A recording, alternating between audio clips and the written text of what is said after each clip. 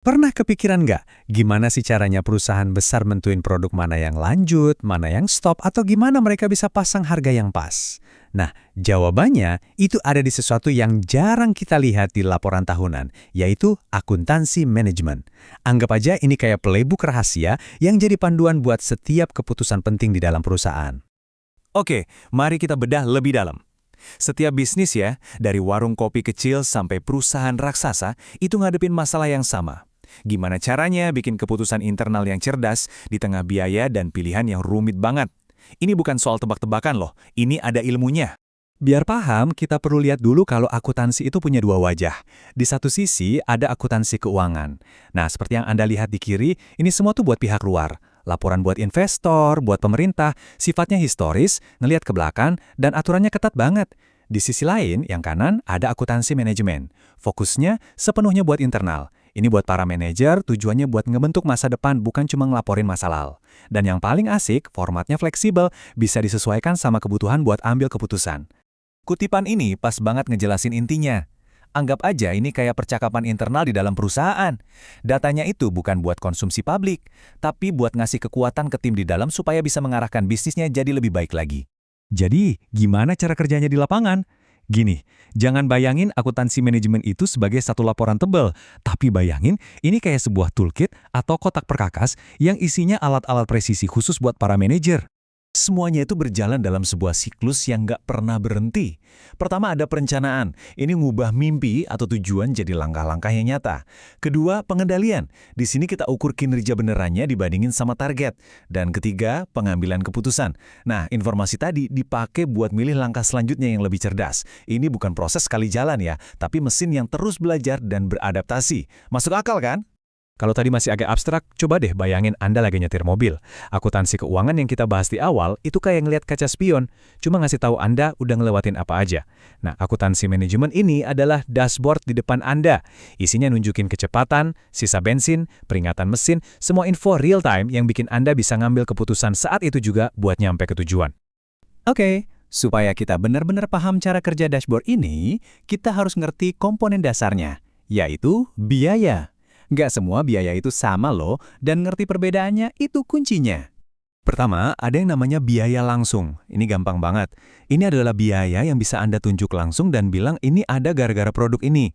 Bayangin Anda bisnis sablon kaos. Nah, harga kaos polosan dan tinta yang dipakai buat satu desain spesifik, itu biaya langsung, jelas dan terukur. Terus, lawannya adalah biaya tidak langsung. Ini adalah biaya-biaya yang penting buat jalanin bisnis, tapi Anda nggak bisa nge-charge biayanya ke satu kaos doang. Contohnya, sewa pabrik, tagihan listrik, gaji manajer produksi. Semuanya ini kan penting banget, tapi biaya ini menopang semua produksi, bukan cuma satu kaos. Nah, disinilah letak wawasan kuncinya, dan slide ini ngejelasinnya dengan sempurna. Coba lihat deh gimana biaya itu berperilaku. Di satu sisi, ada biaya variabel, kayak tinta tadi. Biayanya bakal naik seiring jumlah kaos yang Anda produksi. Makin banyak produksi, makin gede biayanya. Di sisi lain ada biaya tetap, kayak sewa pabrik.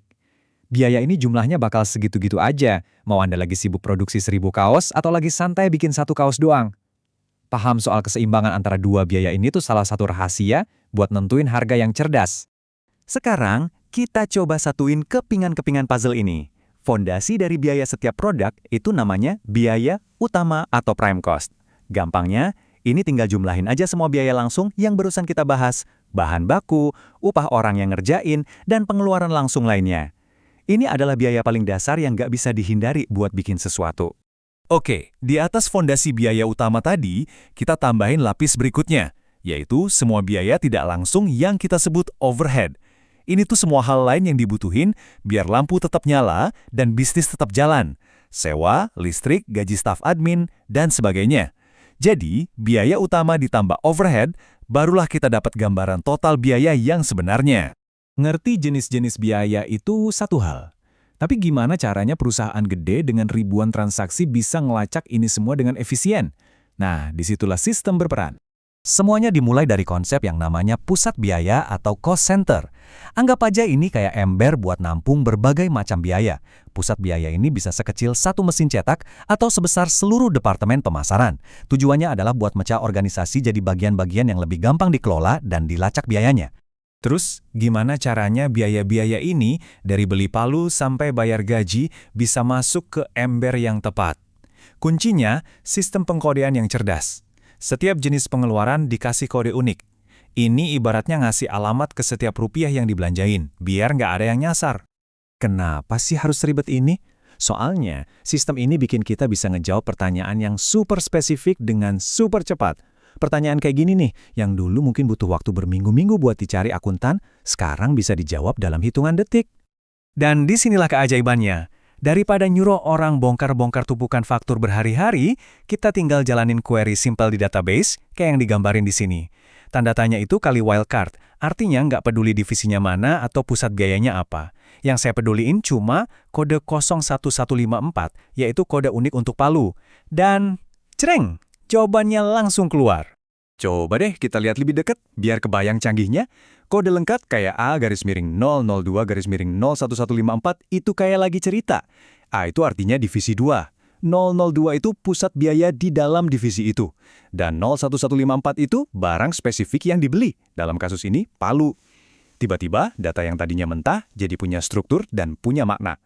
Oke, kita udah lihat gimana biaya diidentifikasi, dikategorikan, dan diatur. Sekarang, mari kita sambungin semua titiknya dan lihat gimana data ini jadi aset strategis yang powerful banget.